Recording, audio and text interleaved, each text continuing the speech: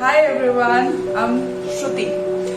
मैंने अपनी आखिरी वीडियो में ये अनाउंस किया था कि मैंने बेसिक एस्ट्रोलॉजी का जो कोर्स अनाउंस किया है, उसके बाद मुझे बहुत सारी जो है रिस्पॉन्सेज आए हैं और उसमें कुछ क्वेश्चंस भी आए हैं, जिसमें से मुझे एक क्वेश्चन बहुत अच्छा लगा और मुझे लगता है कि मैं आप लोगों के साथ वो शेयर करना चाहती हूँ, क्योंकि वो क्वेश्चन एक ऐसे इंसान का नहीं था जिसे ज्योतिष के बारे में कुछ नहीं पता।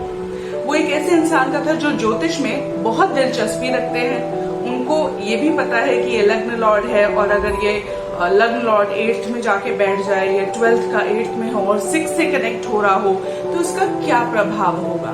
देखिए, अमूमन जब आपसे एस्ट्रोलॉजर्स बात करेंगे ना, तो हो सकता है कि आप डर जाएं कि या तो जातक की जो है चूंकि लग्न लॉर्ड से कनेक्टेड है तो उसकी उम्र कम होगी या फिर कुछ और गड़बड़ हो सकती है।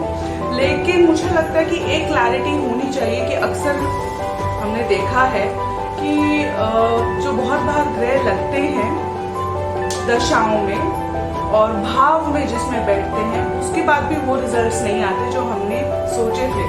आपने सोचा क्यों? क्योंकि जो ग्रह है ना, हर ग्रह की एक नाड़ी यानी कि नब्ज होती है जो कनेक्ट करती है। अगर आप ये सीख जाएं कि वो ग्रह यानी कि वो उसकी नाड़ी क्या है, वो आपके शरीर में यानी कि आपकी कुंडली में कहाँ कहाँ कनेक्ट हो रही है, तो आप बहुत जो है बेहतर अंदाजा लगा पाएंगे। जिसमें से पहला अंदाजा तो देखें ये है कि ये बहुत ही जो कॉम्बिनेशंस उन्होंने मुझे बताए हैं, ये बहुत ही रिसर्च ओरिएंटेड इंजीनियर माइंडसेट वाली कुंडली है।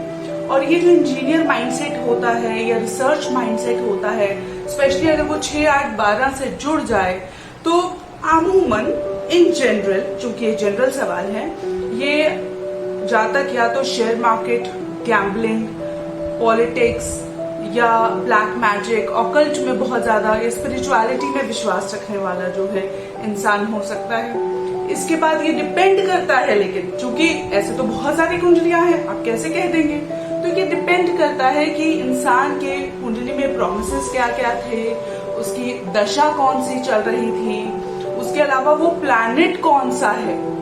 ऐसा होता है, हम अक्सर 15 साल कभी कभी कोई बिजनेस करते हैं और 15-20 साल बाद हमें वो व्यापार बदलना पड़ता है, वक्त बदलता है, दशाएं बदलती हैं, तो व्यापार भी बदल जाता है। तो क्या हमारे लिए जिंदगी के ऐसे पड़ाव में आके डिसीजंस लेना, बदलना, अपना व्यापार बदलना बहुत बड़ी बात होती है। वो कितना हमारे लिए सही बैठेगा, इसका जो डिसीजन है, जो इसका फैसला है, वो करना आपके लिए कितना सही होगा, ये आपको समझना है।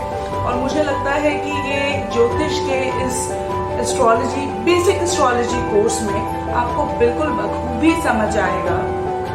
तो मैं उम्मीद करती हूँ कि अगर आप इंटरेस्टेड हैं तो आप मुझे व्हाट्सएप कर सकते हैं, आप मुझे डीएम कर सकते हैं। अगर आप जानकारी चाहते हैं कि इस कोर्स में क्या क्या इन्वॉल्व है या क्या फीसेस हैं, क्योंकि टाइम मैंने अभी डिसाइड नहीं किया है। हाँ, ये जरूर अनाउंस किया है कि 2 अक्टूबर से मैं शुरू कर रही हूँ, लेकिन जो टाइम है कि हफ्ते के किस दिन और कितने बजे से होगा, ये मैं सभी स्टूडेंट से एक बार 15 सितंबर की डेट निकल जाए उनसे जो है फिक्स करके फिर डिसाइड करूंगी और हम सबके साथ लेकर चलेंगे आगे।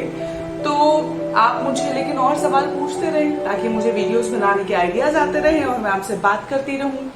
अब इस सफर को क्या ही छोड़ना, आप अगर साथ हैं तो लंबा ही चलेंगे हम।